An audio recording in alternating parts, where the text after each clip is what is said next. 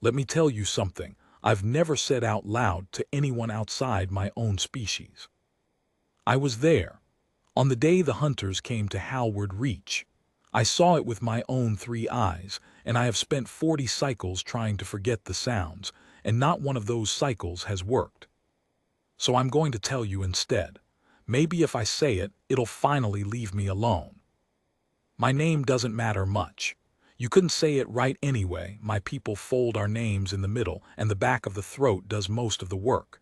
The humans on the station just called me Vel, so call me Vel. It's easier and it's close enough. I was a teaching assistant back then, not a soldier, not a hero. I want that clear from the start because nothing I did that day mattered in the slightest. I hid. I shook. I made a noise I'm still ashamed of. Whatever this story is, it is not about me. It's about a janitor.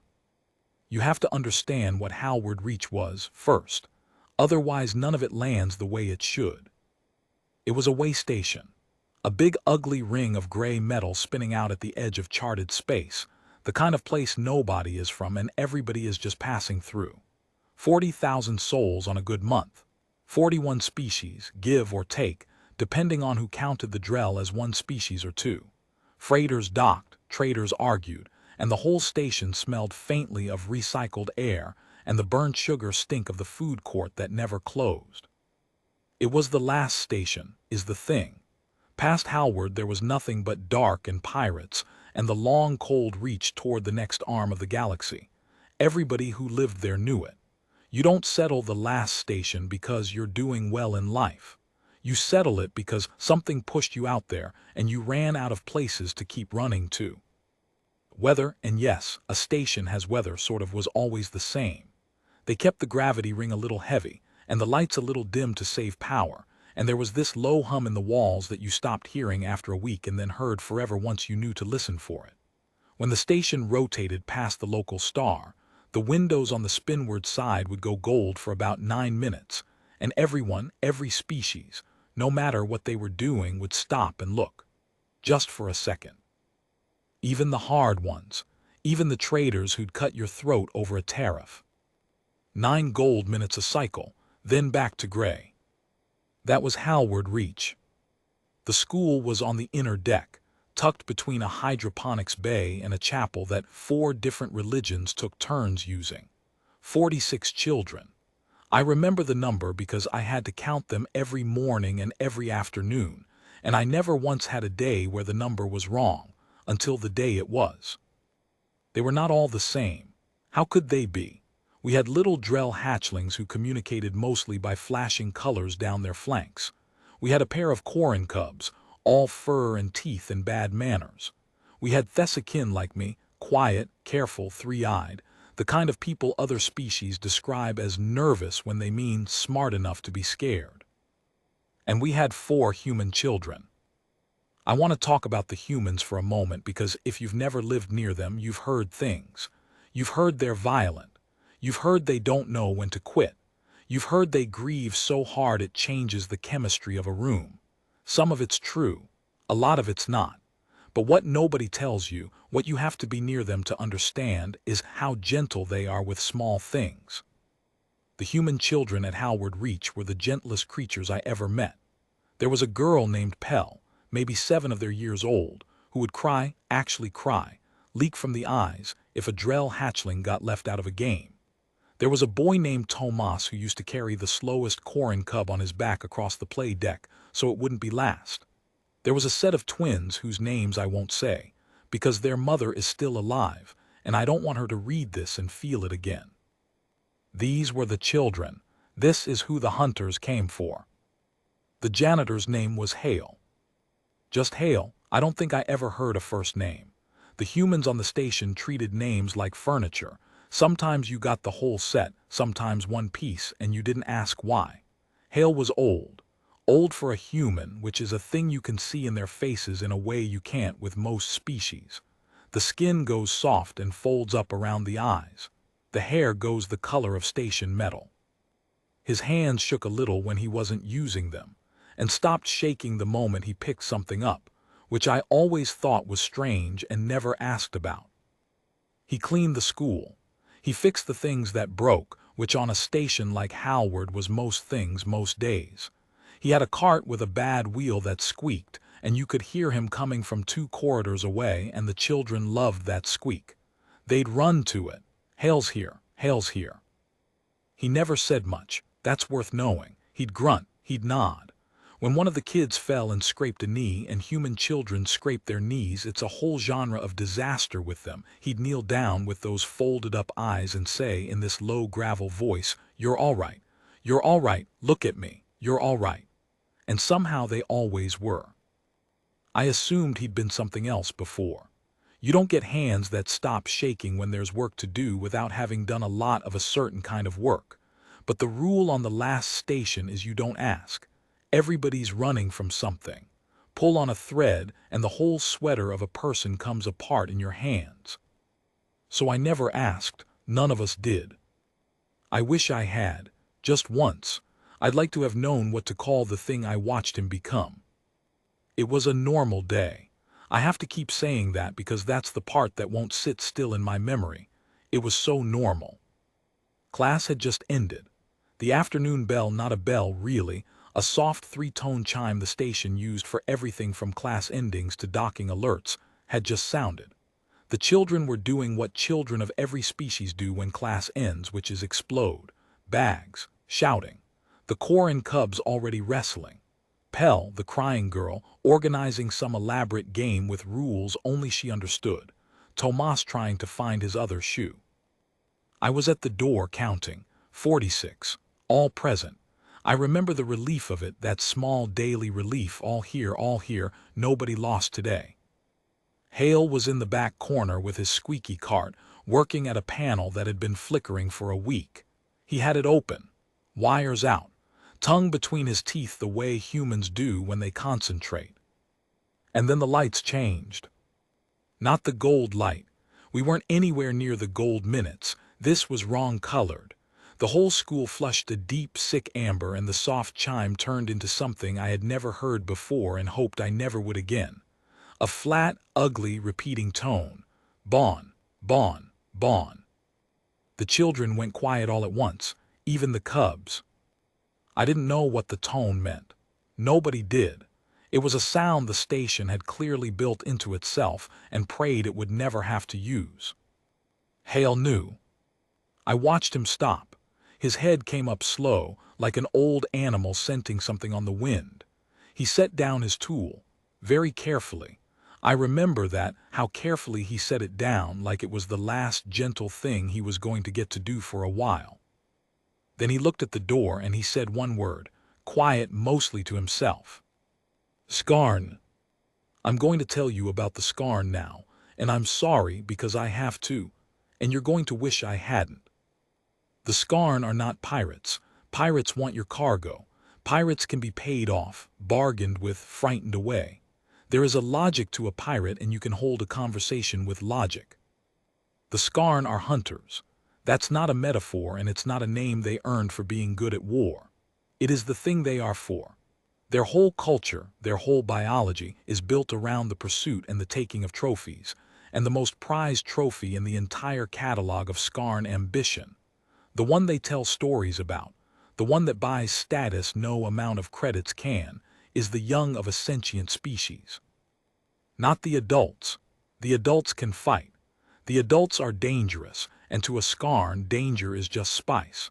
But the young, the helpless, the small, the ones who can't run and can't fight and can only look up at the thing coming through the door with eyes that don't yet understand what they're seeing.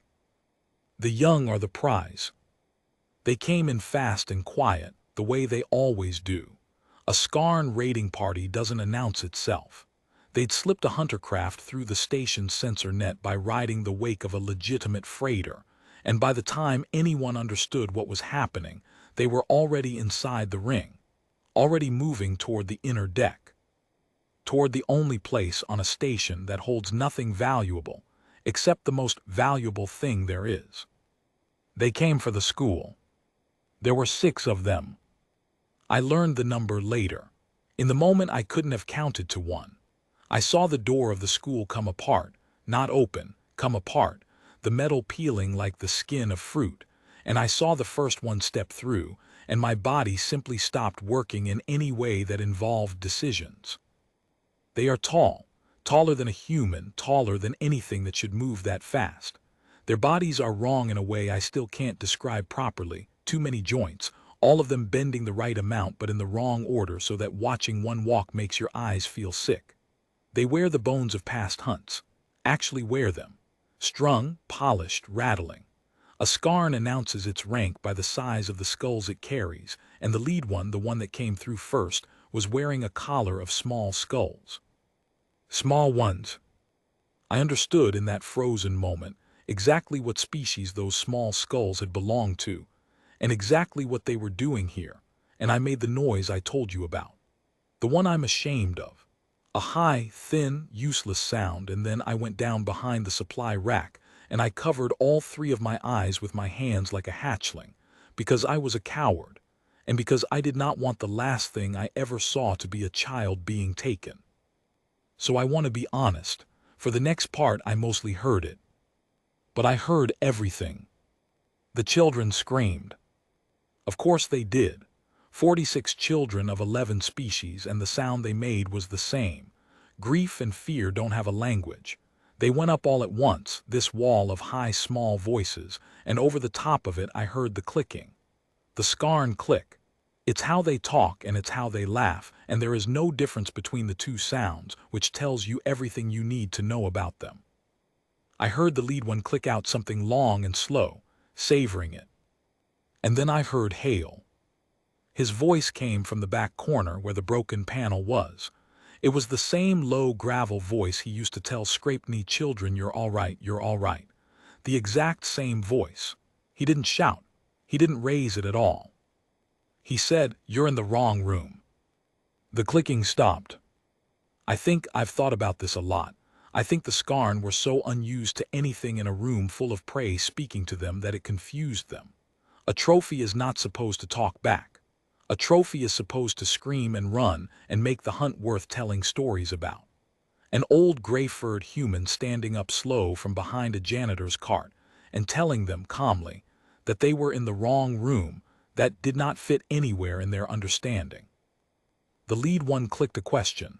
I didn't speak scarn, but I understood it anyway, the way you understand a predator's posture without translation. It was asking, "What are you?" And Hale, old Hale, with his bad cartwheel and his shaking hands and his folded-up gentle eyes, Hale laughed. It was not a nice laugh. Here's a thing I learned that day that I've carried ever since, that I've tried to explain to my own people and failed every time. There is a kind of human you do not find out about until it is far, far too late. Most humans you meet are the gentle kind, the carry the slow cub across the playdeck kind, the kneel down and fix your knee kind. That's most of them. That's the truth, and don't let anyone tell you different. But underneath some of them, not all but some, and you can never tell which until the moment arrives, underneath some of them there is a second person, an older person, a person that was made, not born, made in some place in time. The gentle person spent the rest of their life trying to clean out from under their fingernails. And that older person sleeps. It sleeps for years. It sleeps under the janitor's coveralls and the squeaky cart and the "you're all right, you're all right." And then something walks through a door wearing a collar of children's skulls and reaches for a room full of small things that can't protect themselves. And the older person wakes up. I heard it wake up in Hale. I didn't see it. I heard it in the change in his breathing, in the way his feet moved on the deck, different now, lower, wider, the squeak of his cart silenced because he'd stepped away from it and toward the door, toward them. Toward 6 scarn hunters, each one taller and faster and stronger than him, each one a killer by birthright, each one wearing the proof of how good they were at exactly this. One old man, no armor, no weapon I could see. And he walked toward them. The first thing he did was get between them and the children. That's what I'll never get over. Before anything else, before a single blow, before he decided whether he was going to live or die, and I promise you he had already decided. The first thing the older person in Hale did was put his body in the space between the hunters and the 46. He herded the children behind him with one arm, not looking at them, eyes never leaving the scarn, and he said low in that gravel, "Go to the back wall. All of you, now, don't look, you hear me. Eyes on the wall." And the strangest thing, they went. Even the ones who couldn't understand his language, even the Drell hatchlings. There is something in the voice of a human who has decided to die for you, and every species understands it without translation. The children went to the back wall and they faced it, and most of them, bless them, did not look. I looked. I'm sorry, I looked. The lead scarn came first, because of course it did. Rank goes first to the trophy. It came across the room in that horrible too-many-joints way, fast, faster than anything should move, one long arm sweeping out toward Hale with claws that I had watched, moments before, peel a steel door like fruit. Hale was not where the arm went. I don't fully understand what he did. I've replayed it 1,000 times. He moved down and in, toward the scarn instead of away, which is the opposite of every instinct any prey species has, and the claws went over the top of him, and then he was inside the reach of those long arms where the joints couldn't fold the right way, and he did something to the scarn's knee, its lowest joint, with the heel of his hand and the whole weight of his old body behind it. The sound that joint made is one of the things I came here to forget and have not. The lead scarn went down, the trophy taker, the one wearing the small skulls. It went down onto the deck of a frontier school, and it made a sound I had never heard a scarn make, a high broken clicking that was not laughter, and Hale was already moving past it to the next one because he understood, the older person in him understood, that he could not afford to fight them one at a time. He had to fight all 6 at once or he was already dead, and so were the children. So he did. I want to slow down here because it matters. When you imagine a human fighting, you probably imagine fury, screaming, wild swings. The HFY stories, the ones the traders tell at the food court that never closes, they always make it about rage. Humanity, they say, fights with rage. That's not what I saw. What I saw was calm. What I saw was the most terrible, focused, economical calm I have ever witnessed from any living thing. Hale did not waste a single movement. He did not roar. He did not even seem angry. His face, when I could see it, was the same face he wore fixing the flickering panel, tongue between the teeth, eyes narrow, fully and completely at work. That's the thing nobody tells you about the dangerous kind of human. They don't get angry. The gentle kind get angry. The dangerous kind get quiet and they go to work. And they do the work the way Hale fixed the broken things in our school, which is to say completely, and without stopping, and without any apparent doubt that the thing in front of them could be fixed. A second scarn reached him. He took its arm. I don't know how, the geometry of it was beyond me, and he used its own momentum to put it into the third one, and the two of them went into the wall hard enough to crack the panel he'd been repairing, and amber light spilled out of the broken wires across all 3 of them. He did not stop. By now the scarn had stopped clicking. I think that's the moment it changed for them. There were 6. The leader was down, its lowest joint destroyed. 2 more were tangled at the wall trying to find which way their joints were supposed to fold. And the old gray human had not bled, had not screamed, had not run, and was still coming forward. For the first time in what was probably a very long career of hunts, the scarn understood that they were not the most dangerous thing in the room. I watched it happen. I watched the posture change. They drew together, actually backed up, toward the peeled open door, and the 3 that were still standing began to make a new sound. A low, fast clicking, very different from before. It took me years to find out what that sound was. It's the sound a scarn makes when it wants to leave a hunt, when the trophy has turned out to cost more than it's worth. It is, in their culture, the most shameful sound there is. A scarn that makes that sound and survives is marked for the rest of its life. They have a word for it that translates, roughly, as the one who ran from the small room. 3 scarn hunters, wearing the bones of who knows how many taken children, stood in the doorway of a frontier school and made the most shameful sound their species has. And Hale did not let them leave. I want to be careful here, because this is the part that the traders at the food court always get wrong, and I hate the way they get it wrong.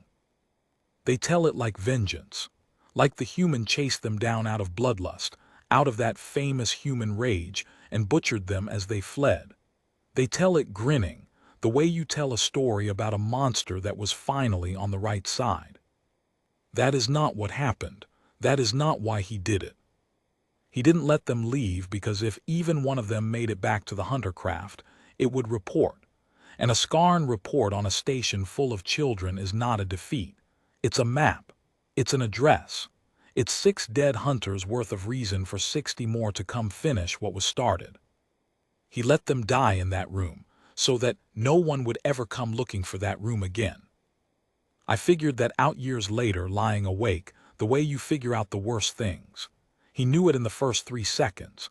The older person in him did the entire calculation before the lead scarn ever crossed the floor. 6 of them, no weapon, can't win cleanly, can't let one escape, can't let them reach the children, 1 body to spend and only 1, and he spent it. Deliberately. Completely. That's not rage.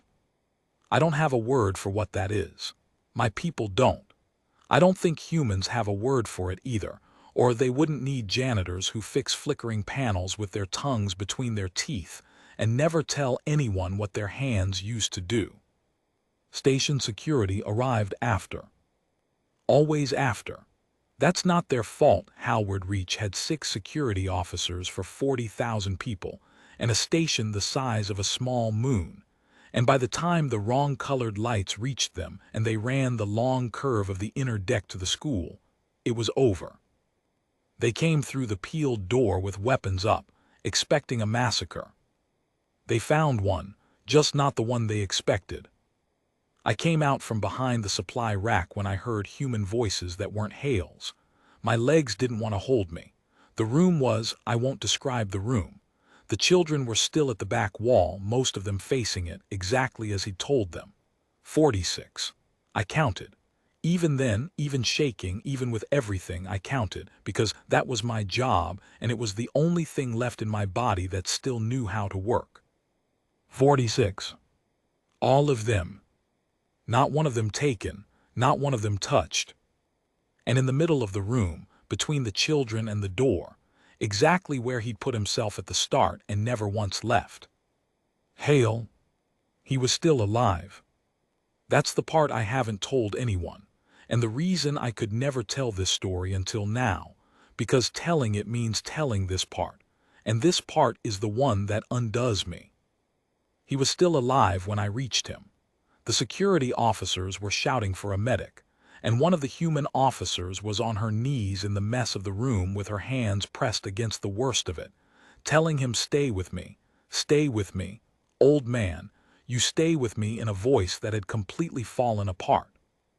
And Hale wasn't looking at her. He was looking past her, at the back wall, at the children.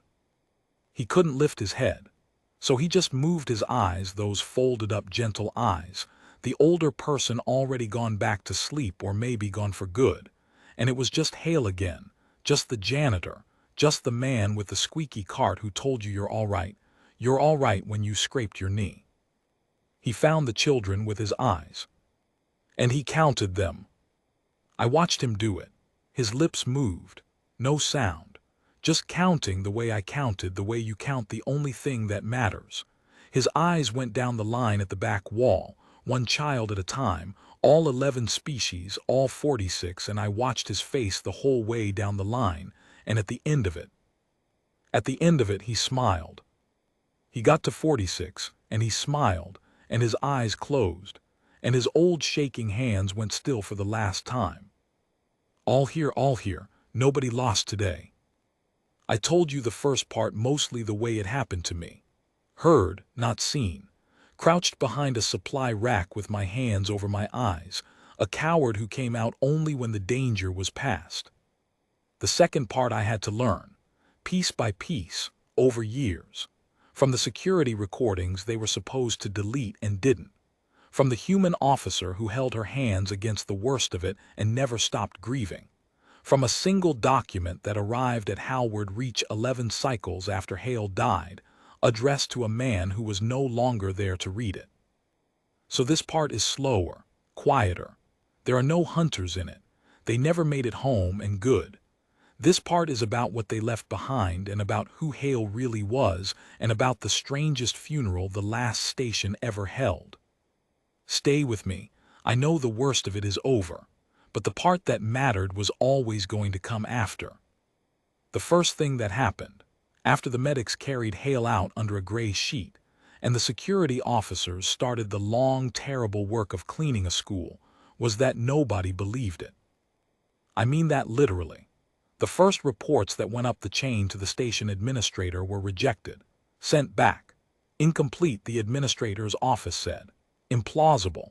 6 Scarn hunters, a confirmed raiding party of the most feared predator species on the frontier, neutralized in a single room by one defender, an unarmed human civilian, age estimated at 60+ standard years, employed as custodial staff. It didn't compute. It wasn't supposed to. The whole horror of the Scarn is that they cannot be stopped by ordinary people. That's the contract of fear they trade on. You hear the wrong-colored lights, you hide your young, and you pray to whichever of the 4 gods has the chapel that week. You do not fight back.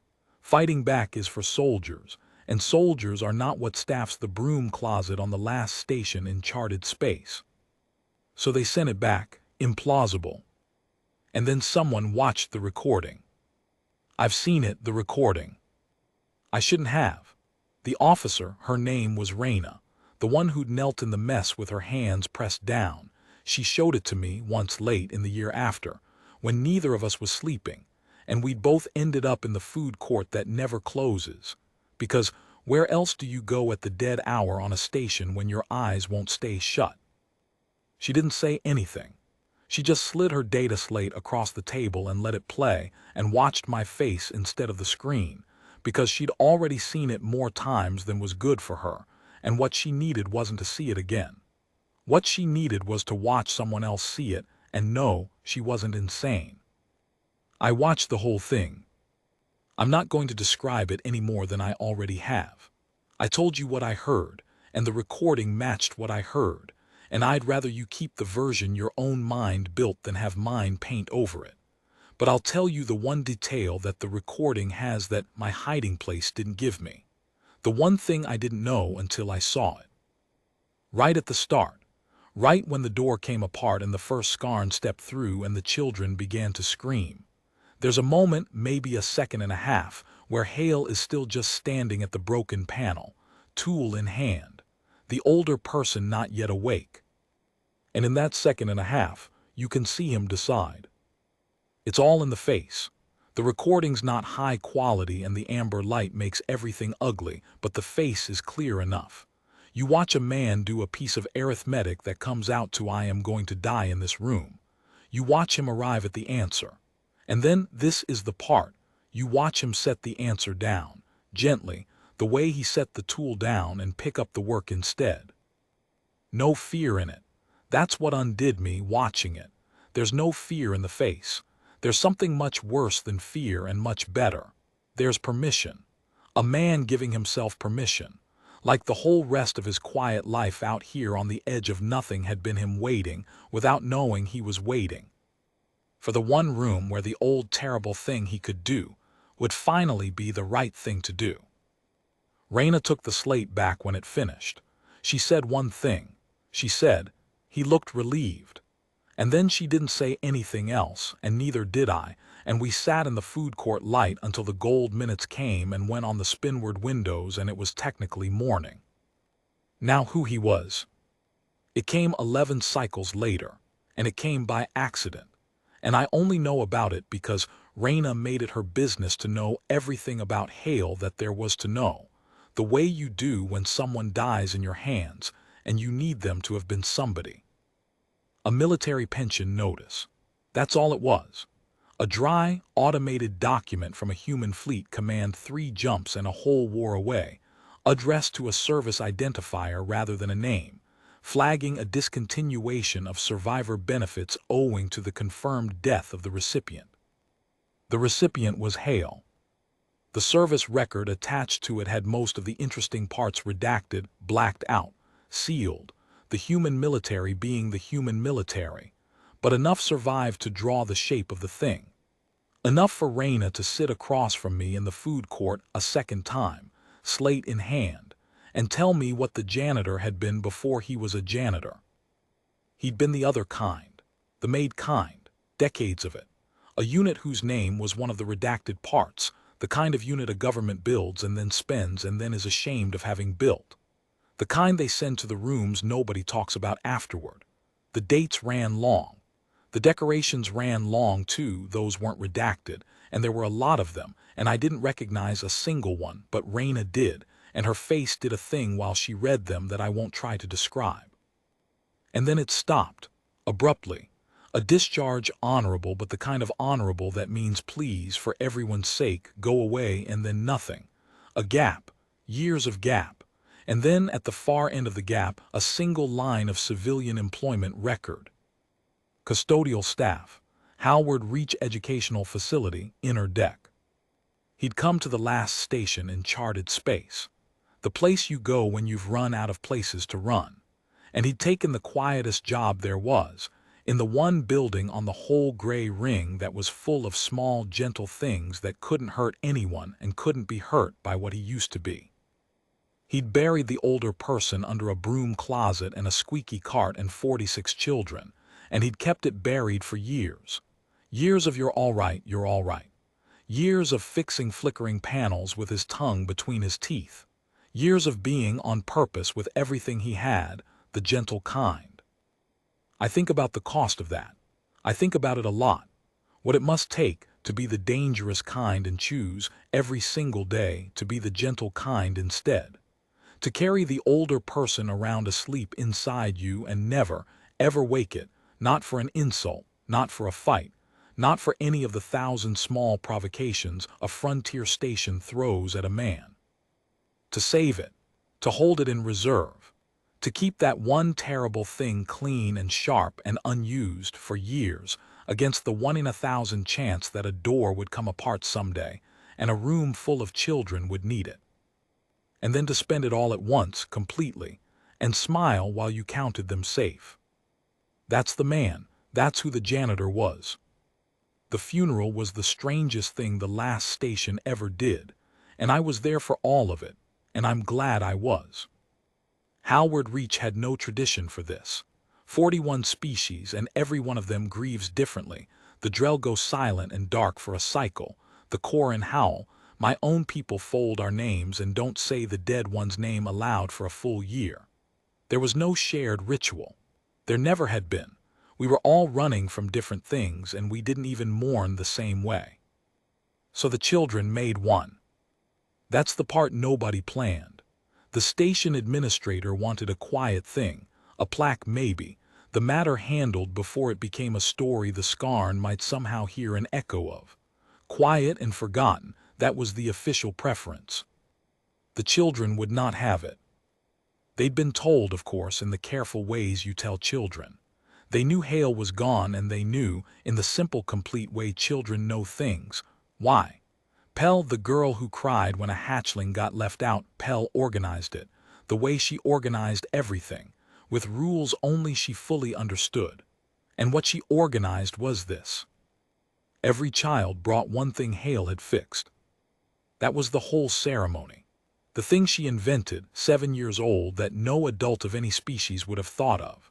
They went through the school and the inner deck, and they found the things, a door handle he'd repaired, a light he'd coaxed back on, the squeaky wheel off his own cart that someone had kept, 100 small broken and mended things, and they brought them, and they set them down in the middle of the play deck in a great clumsy pile. 46 children, 11 species, building a mountain out of everything an old man had ever fixed for them. And then they stood around it, and they didn't say anything, because there was no shared language for it, and they were children and they didn't need one. They just stood around the pile of mended things in the dim gray light. The Koran cubs weren't wrestling. The Drell hatchlings had gone dark and silent down their flanks, which is their grief, and they'd learned that grief that day without being taught it. Pell was crying, of course. Tomas had his hand on the slowest cub's back. And then the station rotated, the way it does, and the spinward windows began to go gold. The 9 gold minutes, right on schedule. They don't stop for anything, the gold minutes, not for raids, not for funerals, not for anything. The light came down over the play deck and over the pile of fixed things and over the 46 and turned all of it the color of something warm, just for a little while. And every species on that station, the ones who'd come to watch from the edges, every single one of us, no matter how we grieved, stopped and looked. The way we always did. The way Hale must have, 100 times, leaning on his cart in the gold light before going back to the gray work. For 9 minutes the last station in charted space was the color of gold, and a man who used to be a weapon was mourned by a pile of mended things and 46 children he had counted with his last breath.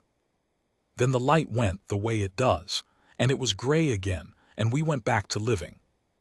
I left Howard Reach in the end. Most of us did, eventually. The last station has a way of using people up.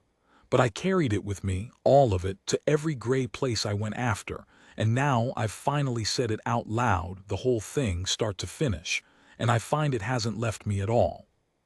I don't think it's going to. I think I'll carry the gold light and the squeaky wheel and the smile at 46 until I'm gold light myself.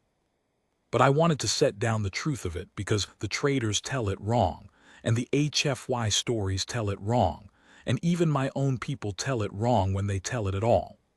They make it about the killing. They make it about the 6 hunters who came to the last station and never made it home, and they say that part loud and grinning, like it's the point. It isn't the point. The hunters were never the point. 6 of them died, and the galaxy is better for it, and I will spend no grief on them, but they were never what the story is about. The story is about a man who carried something terrible inside himself for a lifetime, and kept it asleep, and spent his ordinary days being the gentlest creature I ever met. And who, when the one room finally came that needed the terrible thing, woke it up, used it completely, and made sure the last thing he ever did was count, and the last thing he ever felt was relief. 46. All here. Nobody lost. So when people ask me about humans, and they do, out here they ask, because the stories have made them curious and a little afraid, I tell them this. I tell them that most humans are the gentle kind, and that's the truth, and that part isn't a warning, it's a gift, and you should let it be one. But I tell them, too, that you can never be entirely sure which kind you're standing next to, that the gentlest human you'll ever meet, the one who fixes your broken things and kneels down to tell you're young you're all right, that one might have an older person sleeping somewhere underneath, folded up, waiting, kept clean and sharp for years against the one room that might someday need it. And I tell them not to be afraid of that. Because here is the thing the hunters never understood. The thing that got 6 of them killed in a room full of children at the edge of nowhere. The dangerous kind of human doesn't wake up for power, doesn't wake up for glory or for vengeance or for any of the reasons a Skarn would understand. The traders are wrong and the stories are wrong and the hunters were fatally, finally wrong. The dangerous kind of human only ever wakes up for the same reason. The gentle kind exists in the first place. To stand in the doorway. To get between the small things and the dark. And to count them, one by one, until they're safe. Class had ended. That's how it started. An ordinary afternoon, a soft 3-tone chime, 46 children exploding out of their seats, and an old janitor with his tongue between his teeth fixing a light that had flickered for a week. The hunters arrived. They never made it home. And neither in the end did Hale, but he was already home the whole time and just didn't say so. The last station was home. The squeaky cart was home. The 46 were home. He'd been home for years. He just had to count them one last time, to be sure.